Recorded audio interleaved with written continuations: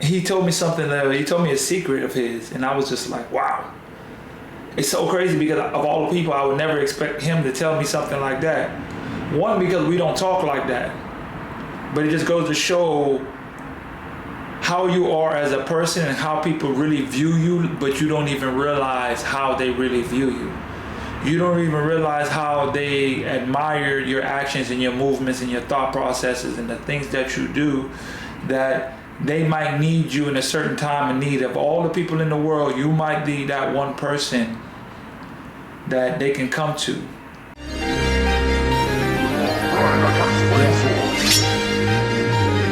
What are you thinking? Yeah.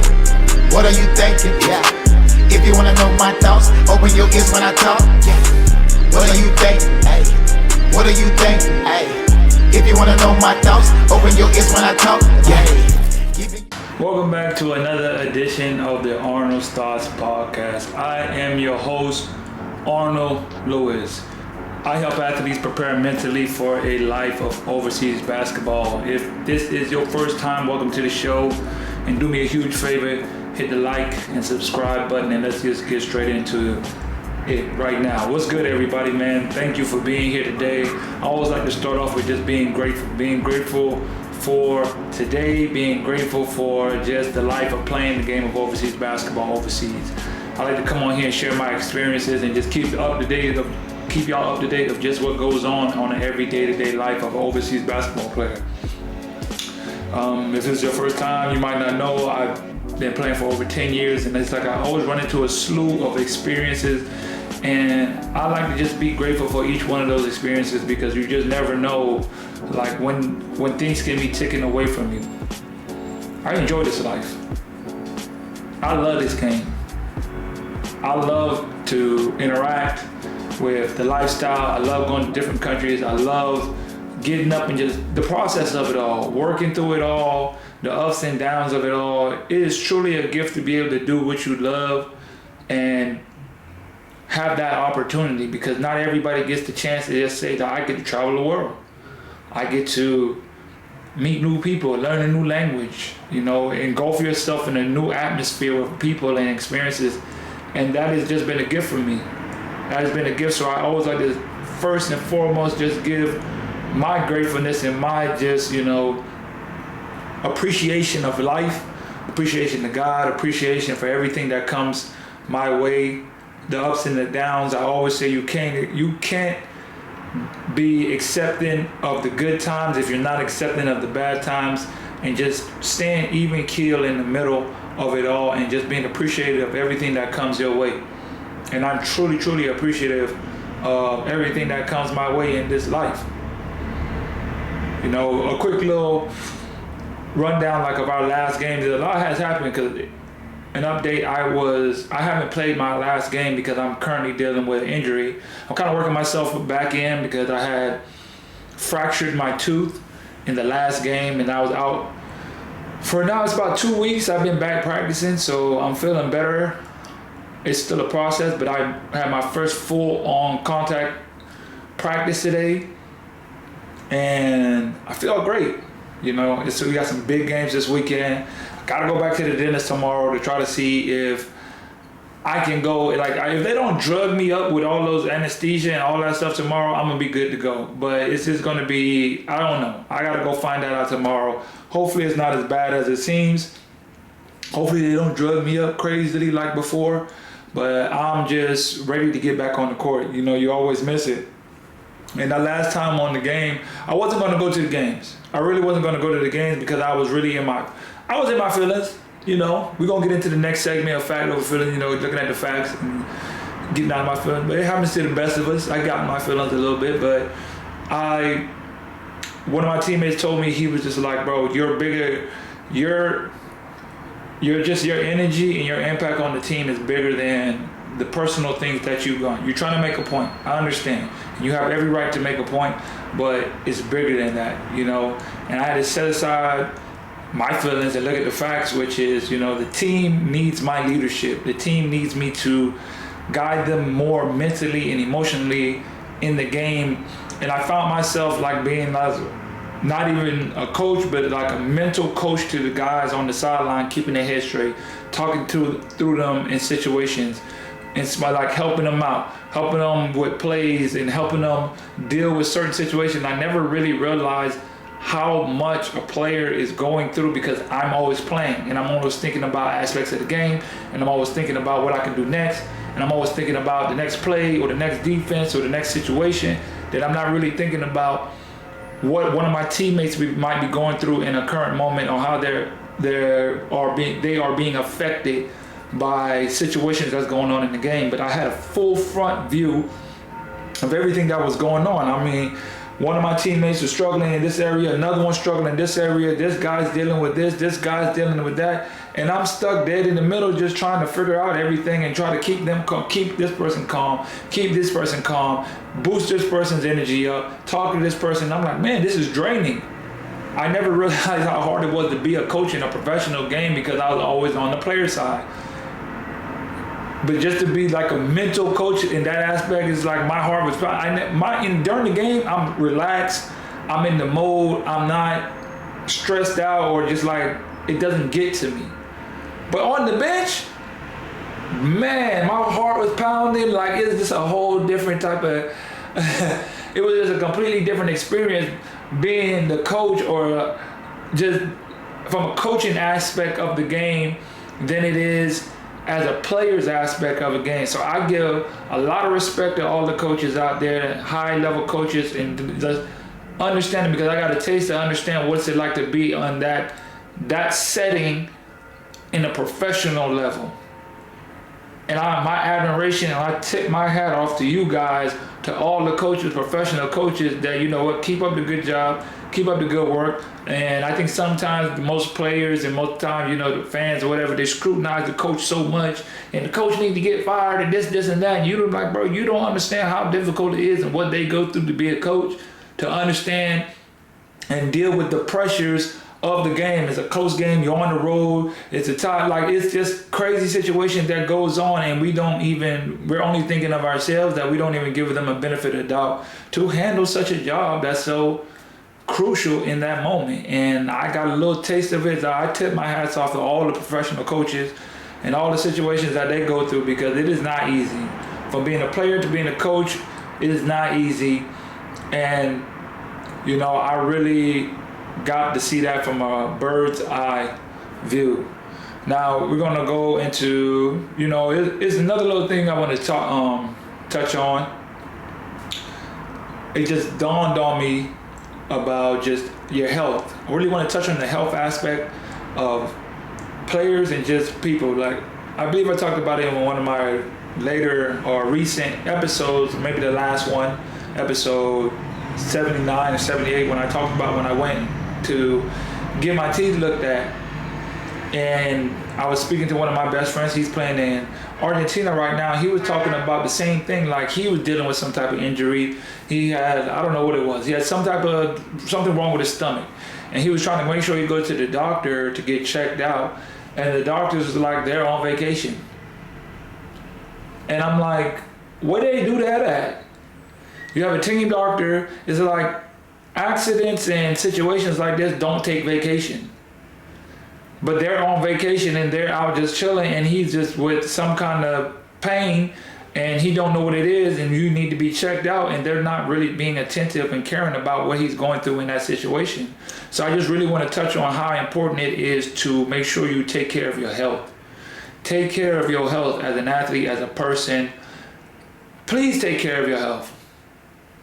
As a basketball player playing overseas, you're not going to get the same treatment. You would think you are going to get the same treatment. They're going to be attentive to you. They're going to take care of you. They're going to be waiting on your hand and foot.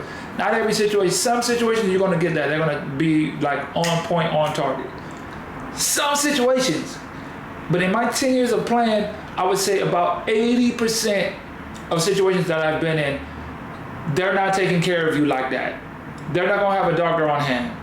When I got my teeth fractured and I was in the game, there was no doctor, there was no paramedics, there was nobody on hand to just be right there and attentive to you and make sure you're good and check to make sure everything with you is straight.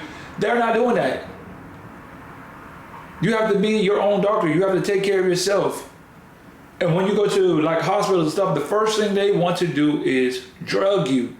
They want to give you these pills and they want to give you all these other type of stuff and give you just medication just so you just forget about the pain. They just want to make sure you just forget about the pain and not really address the real situation.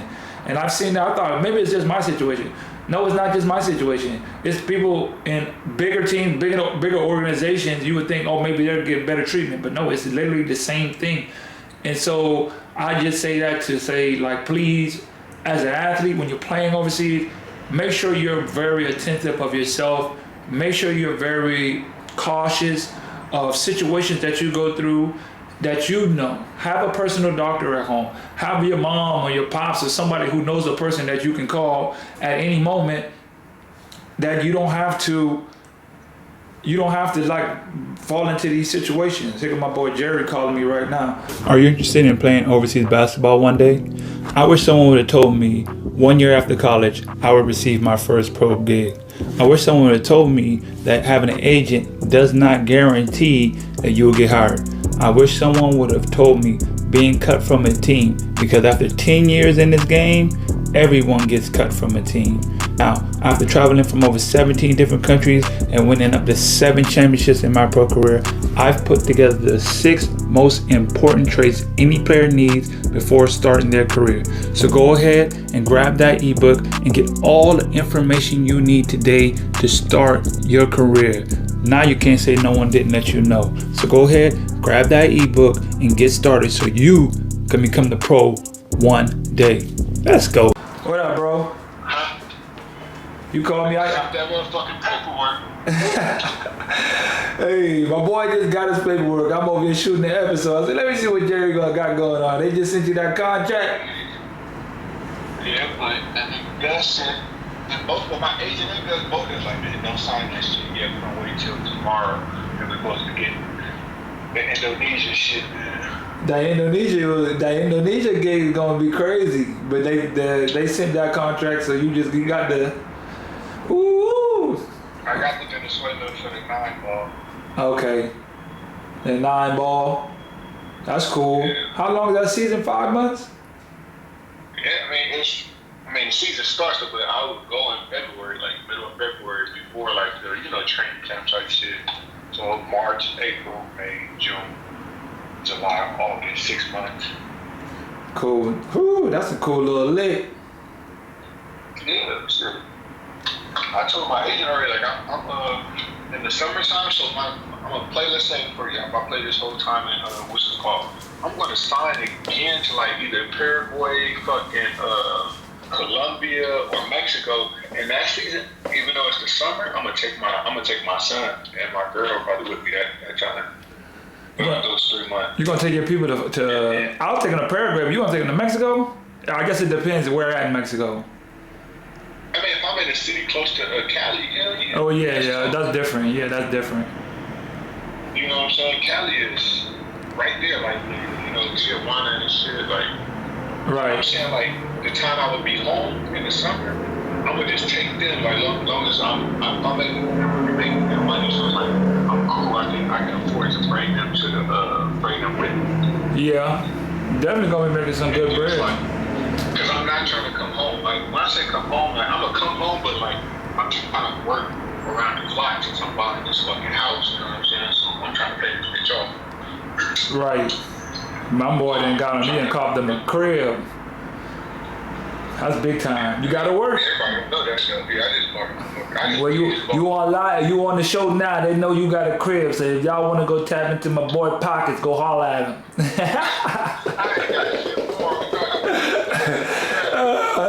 That boy Baller go tap into his pockets and see what he got going on.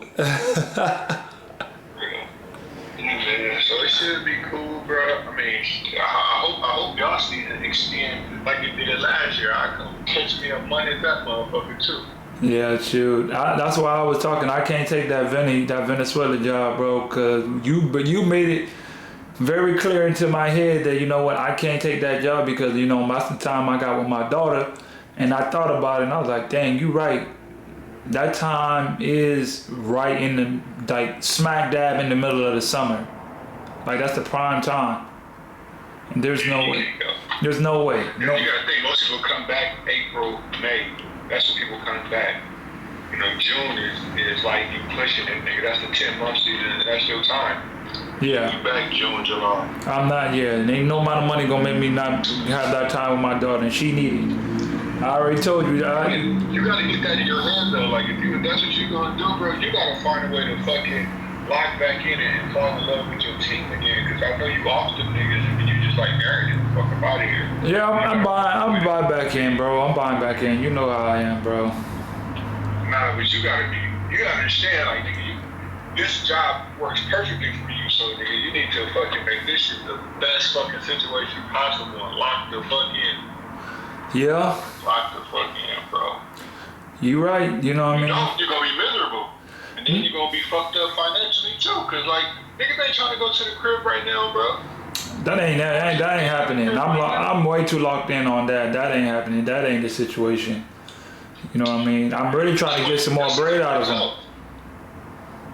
Yeah, you better leave that shit alone. Cause them niggas gonna feel like you ain't happy. No, it ain't too. It's the business. It's the nature of the business. Bro, they already signed you. You think they gonna try to? You think they gonna give you some more bread? Does it hurt to ask? Yeah, because it makes you feel like you're not happy and you're not. Hey, they know I ain't happy. That's why they trying to push more. They know they wasn't doing right. Hey man, I got pulled over here, and I ain't afraid to pull.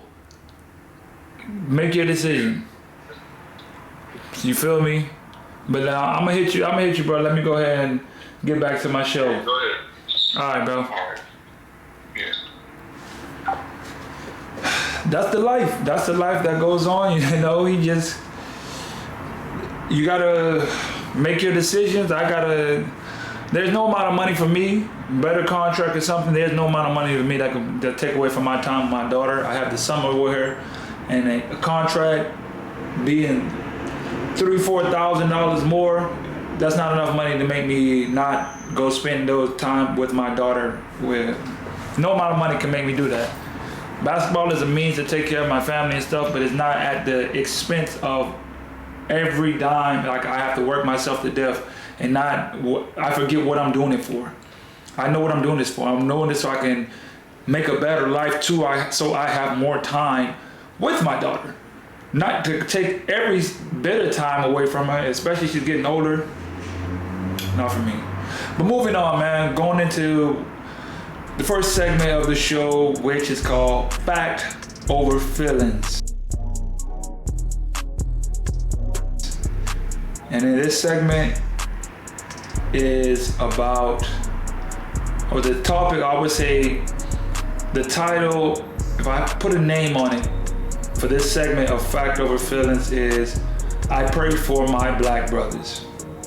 Now, why I say that? Why do I pray for my black brothers? Because, of course, when you come over playing in these different environments, you know, most of the imports that come, they're normally black individuals, black people from America, all these situations. And we all seem to deal with the same experiences. We all seem to deal with the same processes that goes on in our mind and in our head, and it puts us at a disadvantage. It always seems to put us at a disadvantage. And I don't understand, where do we cultivate this type of mindset that makes us regress in situations where we should be thriving? We always seem to get the short end of the stick because we can't get our attitudes or our perception of what we think life is supposed to be like and what life owes us. So we lose out on opportunities because we don't do the adequate research. We don't have the right guidance in our life. We have this negative perception of life that holds us back. Not just in the field of basketball, but just in life in general. And I just think about all of my brothers. This segment right now is just talking about all of my black brothers, because as a black man, I always say we are the most loved and hated people on the earth. They love us to death. We're super talented, we're super athletic, we have so much skills, we're beautiful people. We got the golden brown skin, whatever. Like, we're super, we just have great genetics. All these aspects about us that make us great human beings. Now, this is not to take away from nobody, but I'm going to boost up and talk about my people, my brothers. But there's always something lacking, and normally it's in the mind. We lack the vision, we lack the true concept of life that allows us to thrive and become the leaders that we are called to be. We have addiction to women. That's something that I see so many of us fall to. And I'm not gonna sit here and judge nobody else, because I was like that at some point too. Where do we get this mindset of that we're just so addicted to the women, we're so addicted to the weed, we're just so addicted to this false livelihood of what we think life is about. We think it's about getting all the gold chain. Like, I got me one little simple chain. And I got this from my cousin. I ain't even buy this. I think it's just cool. And I feel like it goes in my skin, but I'm not finna go. You do what you gotta do. If that suits you, yes. But why is it sought after? Why do we kill each other after it? Why do we make that our primary goal in life, is to make sure we have a chain and not make sure we have a retirement or a custodial account for your kid? We don't have no land. We don't have some type of structure to pass down on our family and make sure that they're straight when we leave. We're building something for the people around us. Instead, we're only worried about how we look, how fresh my kicks are, how fresh my clothes are, the diamonds in my ear, the 2 cars that I got. I'm riding around stunting. I'm trying to fly old baby girl out here to come see me, and I can flex on her because I got the 4 Giottos. There's nothing wrong with it. I'm getting my Lambo. One day I'm gonna be pushing my Lambo. I'm gonna be inside with my 4 Giottos and stuff, but my priorities are straight first. Why are our priorities so messed up that we don't even realize what we're doing this for? What are we here for? What happened to our mindset that allows us to not even realize that we are slowly just falling into the standards of what society deems us to be? As an athlete coming over into other lands and other countries, I see it the most, because every time I come into a different country or whatever, they already have this perceptive of you that you dumb, you don't know what you're talking about, you're just here for our entertainment. They don't expect nothing of you, because guess what? Society has painted us as just these hoodlums and thugs and just good for nothing, good for only our entertainment. What is it that in us that we can't change that about ourselves? Where did we get these tendencies from? What happened to us black men that don't let us to raise our level of consciousness up to another level, to be able to tap into our godlike essence? What is it in us that does not allow us to be all that we're meant to be, to listen to the calling of the voice that's in our life, to be leaders, to be a person of guidance, to be a person of truth, a person of integrity, a person of love, a person of just true ownership of what life has to give to you and what you are here on this earth to be. I can't talk about no other races because I am a black man, and I can only talk to my black brothers because I feel you the most. And it's the one thing I see about us all the time. They say if you want to hide money from a black person, you're a black man or whatever, put it in a book. How many books have you read this year? How many books have you read in the last 5 years? God bless his soul. I have one of my cousins, I love him to death. From the ground up, we grew up and he won't even pick up a book. I'm not reading no book. I don't understand that. What do you mean? Why can't we go seek out knowledge and find the information that we need to propel ourselves, to enhance our mind, to grow our spirit, to lead the proper way, to do these things so we can just grow our consciousness to another level and tap into this knowledge, this universal knowledge that is right there for us, but we won't even take the time to pick up a book. We won't take the time to search deep in our souls for the things that's going to make us become the person that God has called us to be on this earth, because we're too stubborn, because we want to chase tail, because we want to blow trees down all day, because that's all we know. And half the time, we don't even know why we do it. Why am I so addicted to this drug? Why am I so addicted to this drink?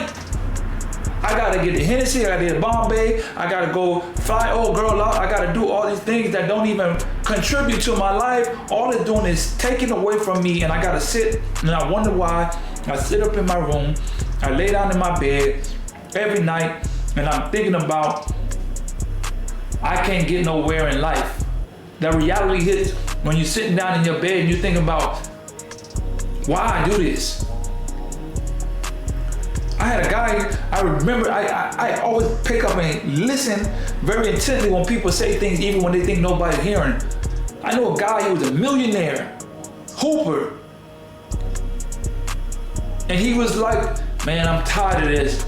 All I do is just the money, these girls, you know, the drink, all this is the same thing, man. I'm just getting tired of it. And he said it so subtle and wanted to brush it off, but you could tell it's just eating away at his soul. Another brother of mine, a friend of mine, talking about, man, yeah, I just slept with 3 women last night, but I'm waking up feeling weird. I wonder why. We don't value our souls. We don't value the stuff that's inside of us. We don't value our spirit. And I'm not here pointing fingers at nobody, because I've been guilty of it all. That's why I can come on here and talk about this and say this and just come to the realization of what we must change if we must become something greater. Become what we're called to be. Let go of the false livelihood that's been fed to us. Let go of the false perceptions of life that don't serve us, that don't serve our family, that don't serve your vision, that don't serve your mama. We just have this hold on our life that does not let us to be all that we are called to be. And I hope that just my words that come out of my mouth, that comes from my spirit, that comes from my heart, maybe one person hears this and it touches them and lets them just think just a little bit different. See life just a little bit different. Maybe just, you know what, maybe I don't have to be like that. Maybe, you know, I can start with one step and make a change and start living life just maybe a little bit different. Maybe I don't have to, you know, blow it down today. Maybe I can quit for a week, a day. I don't have to do 5 backwoods today. I blow it down. And I love the tree. But I had to say, you know what? I had to put it down to go up. Does this help the next man who looks at me, and I understand the responsibility that I have in my life, that what I mean to the next person and what it means to them, to just say, you know what? Not that I'm demonizing something, but I'm just saying, you know what? We can let go of the things that hold us down mentally. Because it's all a battle of the mind every single day, and every single time we put something that distracts us from winning the battle in the mind, we can never really reach our greatest potential, because we always holding on and we always fighting ourselves by putting on so much pressures and so much distractions. We already got enough to deal with the world putting us down, talking about us, saying we ain't good for nothing, say we ain't worth for nothing. Let's not add on to that by not even being focused because we're chasing the next one. Guess what? You're beautiful, you're gorgeous, you're strong, you are all these things. Of course they're gonna be attracted to you. Of course they're gonna want you. Of course they're gonna think you're amazing. Yeah, of course it's gonna come easy to you. But to be able to find a sense of discipline inside and find that true strength inside to make you tap into who you really can be is something we all have our own journey to go when finding ourselves. That's all I got for this segment of Fact Over Feelings. Man, I pray for my black brothers. I pray for my black brothers. Moving on to the next segment of the show, which is Keys to the Game. In this segment of Keys to the Game, we're going to be talking about professional habits. Now, what I mean by professional habits, now if you're striving to be a professional overseas basketball player, these are some things that you need to understand. You must have the habits of a professional. And I only talk about these topics because I always see them in real time. I'm witnessing and I'm going through situations with them in real time. It's always that athlete that's in his first year, his first to 3 years. They're always in their first to 3 years and they're trying to establish themselves and they're trying to carve out a path for themselves in this life. But they go about it all the wrong way. They don't understand that in order to be a pro, you must have the habits of a pro. And a lot of times those habits are really categorized by who you are as a person. That's why I come on here and we talk about personal development. Personal development is developing yourself more as a person, how you interact with other people. How are you when no one else is looking? Your integrity as a person. There are millions of other players out here in the world that anybody can sign.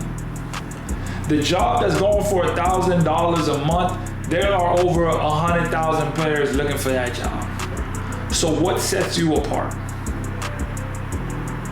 Your habits as a professional is what sets you apart from being a pro. And a lot of that starts with who you are as a person. Who you are as a person determines a lot of how you're going to make it in this life as a pro. Your character, your work ethic. You have to have the willing attitude to, I want to get better. I want to contribute to the team and I want to contribute to this organization because I'm not going to come here and think that I'm better than this situation. So what if you're a great player? So what if you can score the ball? So what if you can shoot the ball? Guess what? Nobody cares. We'll get to that. We'll get to your jump shot. We'll get to your handles. We'll get to your passing ability and your dunking ability. We will get to that. But first, can you interact with your teammates? Can you respect what we got going on here?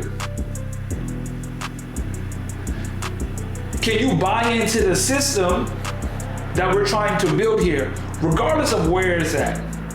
Maybe you have to start off in a country where they're very unprofessional. Guess what? You're not being professional to try to prove something to them. You're being professional because that's what you are. It doesn't have to be in a certain situation for you to determine how you respond to that situation. You have to be a person in the situation. I'm black. It doesn't matter where I go, I'm always that. I'm a pro. It doesn't matter what team, what country, no matter where I'm at. Anywhere I'm at, that is what I display because that is who I am. You have to become the full embodiment of what a pro is. Taking care of yourself. Taking care of your body. Working out in the gym. Getting extra shots, like doing the extra intangibles that other people who are not here in this opportunity or are not here in whatever country don't have the opportunity to do. So you have to be able to separate yourself on a consistent basis, day in and day out. Because guess what? You can try to act and play the fool for a while, but your true intention is gonna always show.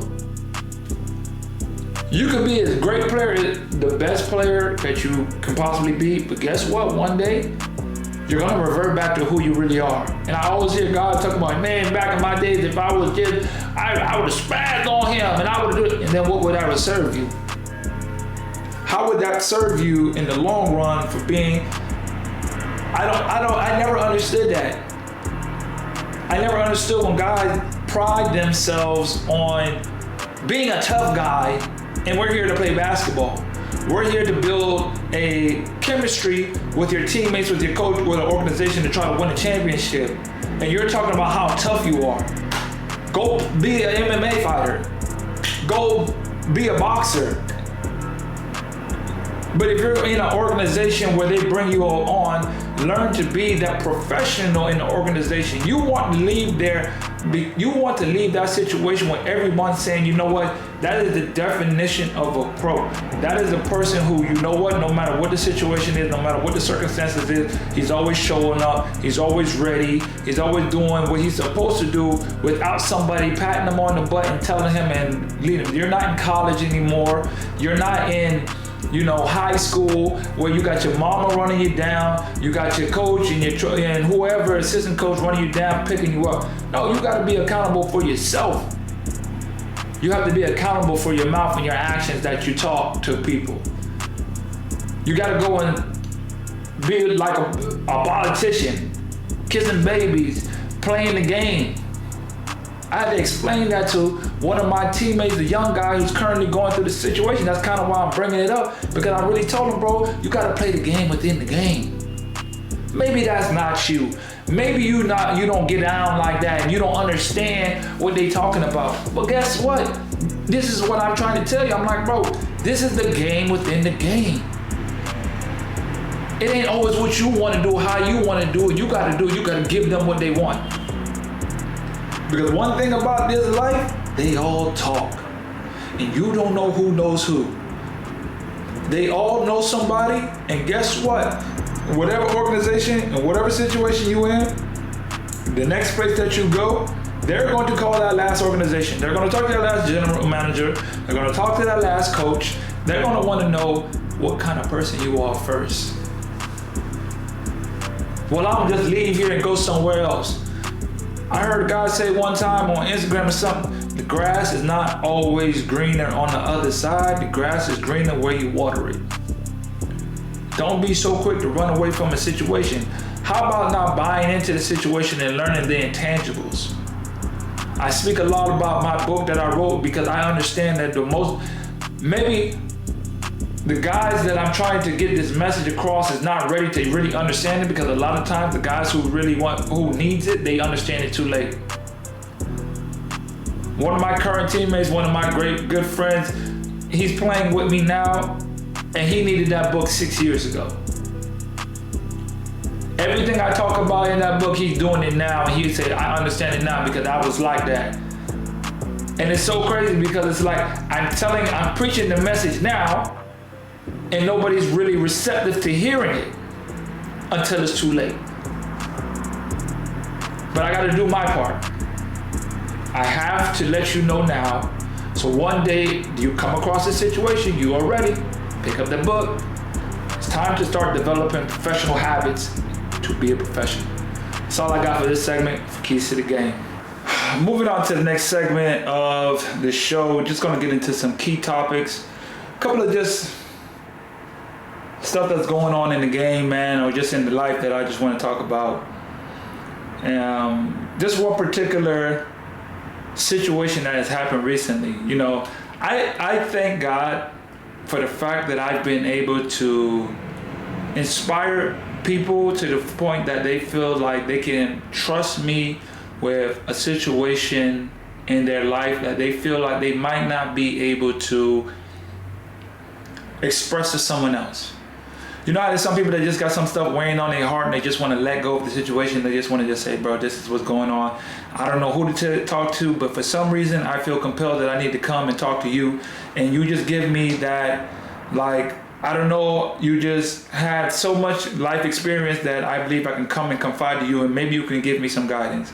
For someone to trust me with that type of information and just that alone, I'm truly grateful. With that being said, I had a situation recently where just a friend of mine, I'm not going to drop any names or just try to make it very obvious, but he was dealing with a situation where he told me he told me a secret of his, and I was just like, wow. It's so crazy because of all the people, I would never expect him to tell me something like that. One, because we don't talk like that, but it just goes to show how you are as a person and how people really view you, but you don't even realize how they really view you. You don't even realize how they admire your actions and your movements and your thought processes and the things that you do, that they might need you in a certain time of need. Of all the people in the world, you might be that one person that they can come to, you know? And that's something that I realized, that we have to start being more responsible of developing ourselves as a person, because we are here to, we're not here by ourselves. We're here for other people, to help other people. And that is a part of our mission in life. I believe all of our mission in life is to help somebody else in their journey, in their life, in their situations, just through the experiences that we go through.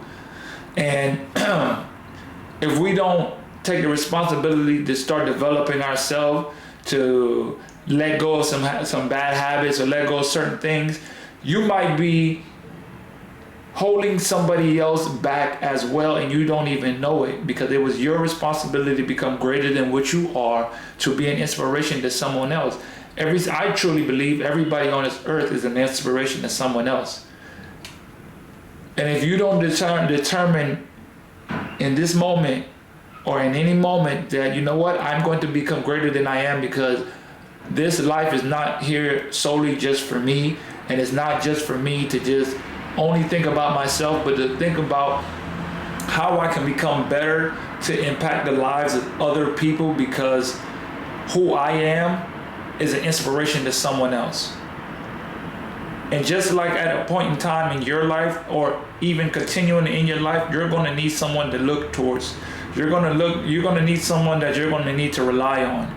You're going to need someone that you're going to say, you know what, I'm probably going through something in this moment and I'm looking towards this person, but they also do this thing and this and that, and I don't even feel secure in going to them, because maybe I can't really express it because, look, they're doing the same things that I'm doing or something like that. It's just, you don't know who's watching you. So don't be so naive to think that you just can live this life without a repercussion on someone else. One thing I don't ever want, or not one thing, I want to be, when it's all said and done, for God to say, well done, thou good and faithful servant, because you understood that you had a mission to do on this planet, and that is to be an inspiration and affect other people's lives, and you took that serious.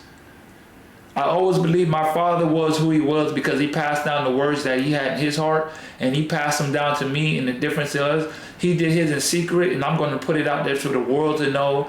Everything that he had inside of him, he passed down to me, and I'm going to pass it down to whoever's willing and able to listen to that. Because that is my mission in life, is to be able to be an instrument of inspiration to whoever God has put me on this planet to help and do what I'm supposed to do. That is a part of my mission in life, and I know that, and I can't run from that, because ever since I started this journey, and ever since I started, getting on here and talking and speaking and doing whatever I'm doing, it's just like I've been more free. That doesn't mean things have just always been easier for me. That doesn't mean things have just turned out great and everything was peaches and cream. Absolutely not. It's like I went through even more tests and trials, because it's like, okay, you're finally walking in what you're supposed to be walking in, and now you're going to get tested even more to make you try to deter and go back to who you once were, because your impact of, if you truly become who you're supposed to be, you're gonna really wreak havoc and dominate and do what you and really have all that God has for you, because you're finally walking into it. And you know what? Since you're finally walking in what you're supposed to be doing, it's going to take some more tests and trials to really build you up to be the person to fully get the impact on other people's lives. So you're going to have to go through some things. So with that being said, he told me about a situation that he was going through, and I just told him real quick, like, I read this in a book, and in the book, it says, whatever you do, do it fast. Whatever you do, do it fast. You don't have time to sit around and wait for life to make the decisions for you. We all have this perception that time, we can wait. We can just wait for the time to come our way, and when it's the right time. The right time is now and in the moment that you have to make a decision. You have to make a decision in your mind first at this very moment. Do it and do it fast, because regardless, good or bad or indifferent, you have the chance to either move on or go further with the situation, but you don't have time to dwell and wonder and wait and just let things linger, because normally when you wait for the perfect time, it's normally when it's too late and everything's going to come cascading down on you. It was so funny because he came to me after I said that, and I just said, I didn't even really mean to say it. Like, I wasn't trying to like tell him nothing. It was just, that was what just came to my mind. I was like, whatever you do, do it fast. We was talking about Kobe Bryant yesterday, and it was just like, you know, Kobe died at like 40 something and his daughter died with him. So clearly death has no age. It has no time limit. Nobody's guaranteed the next moments in life. With that being said, why would you wait for any moment in life when all you have is these moments right now in life? What are you waiting for? What do you believe that you have time to wait for? We don't have time to wait for this magical moment. We have to take action and go really with whatever your heart desires you to be or to feel or to experience. Good, like I said, good, bad, or indifferent, whatever it is. Whatever you do, do it fast. Because you do not want to wait and linger and let whatever it is that you're trying to let pass happen happen on its own term. Don't do that. You have a decision to make that decision. You have to make that decision. Make that decision. You have to make that decision. Moving on with another thought that just came to my head was, I was thinking about just my experiences in the last few years. I was talking to a current teammate of mine right now. We're just talking about passports. I was giving him a breakdown on just the passport situation. We was talking about how I was trying to go to we were just talking about basketball in general, and I was talking about how I was playing, I was finna go to China for some situation. I was finna go to China and play, and I realized I could not go and play in China because they have a requirement that you must have 3 free pages. He was looking at my passport, and he's like, you got another passport? And I was like, he asked me about the covering on my passport, and I was like, yeah, I had this since 2018. I had it for a while, and I literally just had to get another passport because I filled up all of my pages within 5 years. I filled up all my passport pages, and I literally have 1 page left, and that's what led me to going to play in Hispano in Argentina, because they were the only team that would allow me to enter the country with that little limited amount of space. So a lot of these experiences that I went through, like with the passport and knowing how many pages you need, and knowing like there are certain countries where you can only have, if you have 6 months left time on your passport, you can't enter into certain countries. If you don't have 2 free pages and 6 months time left on your passport, or 3 pages left on your passport, you can't enter into certain pages. So even though they say your passport expires in this amount of time, this primarily a lot of countries. For example, you might be able to have you can only be in the country for 3 months. and you're traveling in between countries, and you can be in one country for 3 months, but your passport said you had 6 months. This happened to me. I was going to Ecuador. I had 6 months left on my passport, and my visa was only 3 months. I was only going to be there for 1 month. They said you can't enter because you must have more than 6 months worth of time. And even though the visa allows you to be in the country for 3 months, you can't enter. And he was just like, man, that's crazy that you able to be in, like, fill your passport up in 5 years. How many people even have the chance to even get one stamp on their passport? And I was like, wow, I never even really thought about it. I'm just so busy living my life and doing my thing, and I didn't even realize, bro, I've been through like 2 passports already. I filled up. I filled up 2 passports already in my life, like completely filled. And I did one in 5 years' time. That's some traveling. To fill up your passport in 5 years, and you get it 10 years, so in half the time I filled it up. Now, if I fill this one up, because that one before now they give new passports, like the newer ones, they have 50 pages, 55 pages, I believe it is. But the old ones were like 27 or 28 or 25, maybe half. But still, how many people are filling up a whole passport in their lifetime? And that just dawned on me. He's like, man, you should talk about that. And I was like, you know, I might as well talk about that. You know, let that be a goal for you. Filling up your passport in your lifetime. Can I fill up my passport? Let that be a goal for you. How many passports can I fill up in my lifetime? How many passports can I go? How many countries can I go to? How many different experiences can I have in this life?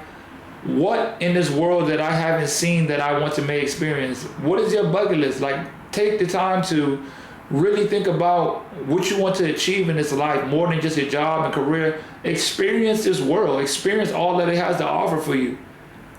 By the grace of God, I've been able to do that through basketball, and basketball has led to me filling up majority of that. But there's some trips I took on my own. I went to Thailand on my own. For the second time, I went to Australia on my own. I went to Qatar on my own, you know, but I've already built up that type of habit of going and traveling to different places and going to different things because I got the chance through basketball. But I'm thinking just the average person do not have these experiences that they'll ever even get. Some people never even leave their city. They never even leave their city. I challenge you to say, you know what? I'm going to fill my passport up. At least fill up 1 passport in my lifetime. I'm going to be able to fill up my passport in 1 lifetime because I'm going to really experience all that this world has to offer me. I'm going to go to see the 7 wonders of the world. I'm going to go to Brazil and see the Jesus on the hill. I'm going to go to Dubai and see the new city that they're building. I'm going to go to China and see the Great Wall. I'm going to go to the Maldives. You know, I'm going to go to Egypt and see the pyramids. I'm going to go to Tokyo. I'm going to go. Just don't limit yourself in this life and just get the full experience of this life and just really tap into what you want. Set that goal for yourself. Write that goal down. They say you're 80% more likely to achieve something when you write it down. Make it a goal for yourself. Everything that you want. I think I heard that from Jim Rohn or Brian Tracy. Me and my girl have a joke where we always say that the white guys, Jim Rohn, Brian Tracy, Zig Ziglar, the white guys, the older white guys with all the information and the knowledge and the motivational speakers, they all talk about you have to write down. In the Bible, God said write it down, write the vision down, make it plain. Write down what you want, write down the goals in life, write it down, make it plain so it will be more likely that it happens once you write it down. Don't set yourself too short in this life. Try to make it your life goal to experience all that this world has to offer to the best of your ability. Try to see it all. How many passports can you fill up in your lifetime? Let that be one of your goals in life. Let that be your bucket list. How many passports can you fill up in your lifetime? And I'm going to finish off the show with this last segment of just, experience that I've been just with all the situations that's happened this past week, you know, I just feel like it's time for us to grow up as individuals. It's just time for us to put aside all of the indifference and the excuses that we have in our life. As an athlete, as a basketball player, to become a better basketball player, whatever person that you have, whatever person that you're trying to be, you know, yes, I am a professional overseas basketball player. Yes, I speak it to the guys, but I can't speak to you without speaking about life in general. And life in general is about you taking initiative and taking the decision that you are going to better your life in order to get all that life has. The way that you can be able to go to these countries and the way that you can achieve these things is you must understand there has to be a mindset shift going on in your mind to become a different person. You have to grow up.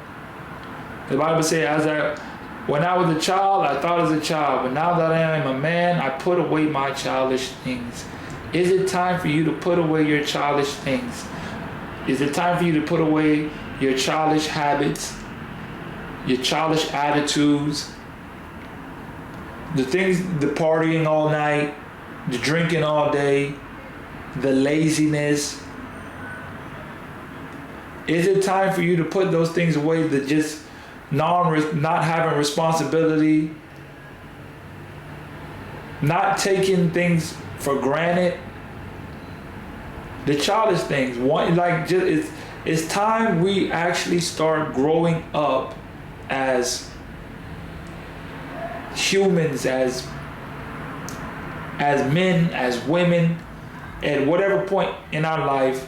If you're listening to this, it's time for you to grow up. I feel like I'm speaking to a particular person when I say that. Like, you, if you hear this, you're like, man, you want that change. You want that shift in your mind, because you know it's like, man, it's time for something different. I always talk about my homeboy. I ain't gonna say his name, but I'll talk about my homeboy, and we joke all the time and say like, man, he wants love. He's looking for love, but you're not willing to let go of the boyish attitudes and the boyish characteristic of chasing women all day. Oh, I want to get married and have kids, but I'm not willing to let go of the streets. I want to lead people, but I'm still doing the same thing that a kid would do. And when I say kid, I mean the kiddish-like mindset. There has to be some type of shift that, you know what, I have to transition into thinking different. I have to start thinking with more conviction. I have to start thinking with more force to really move the needle in my favor, to really get the benefits out of life that's going to help me prosper, to make my soul grow a little bit stronger, to tap in a little bit deeper. It has to start with the mindset shift that I have for myself to really tap into that. For a woman, you got to start, you don't want to be that little girl no more. You don't want to think so childish no more. For men, you don't want to be that boyish, like blaming everything. Take responsibility. Take a step towards changing your life, changing your thought process, changing your actions. Let's go to sleep earlier. Let's read a book. Let's not listen to the trap music this one time. Let's hear some gospel words, you know? Doesn't have to be just one. Let's just listen to a person. The gospel is nothing but the good word. Let's listen to the good word. For whatever person, whoever that may be, it don't have to be a preacher, whoever's speaking something of life, of growth, growing your spirit, growing your mind. It's time we start tapping into that and not just always into the gossip, into the nonsense, because we're feeding ourselves this false livelihood that's not allowing us to be the leaders that we need to be. And maybe you say, I'm not a leader. Well, it's time for you to start tapping into a higher version of yourself. You owe it to yourself to tap into the higher version of yourself. You owe it to yourself to become more than you could possibly be in this lifetime and become a better version of yourself. When I was a child, I thought as a child. But now that I'm a man, I put away my childish things. Listen, I thank you guys for coming and just joining me on this episode. I feel good. It's like this has been wearing on my soul and it's been wearing on my heart and my brain. I just like, every now and then, sometimes I be on here and I just be like, sometimes I gotta push myself through. And then every now and then it's just like, bro, I've been waiting to just get these words. I've been waiting to get these bars off. I couldn't wait to just go and say what was on my mind and just what I'm feeling and all that. Like, this is one of those ones for me. So remember, as always, greatness is a habit, not a right. That's all I got for this episode. I'll see you next time. Hey guys, thanks for tuning into the show. Please subscribe on our YouTube, Spotify, Apple, and wherever you listen to your podcast. I greatly appreciate it.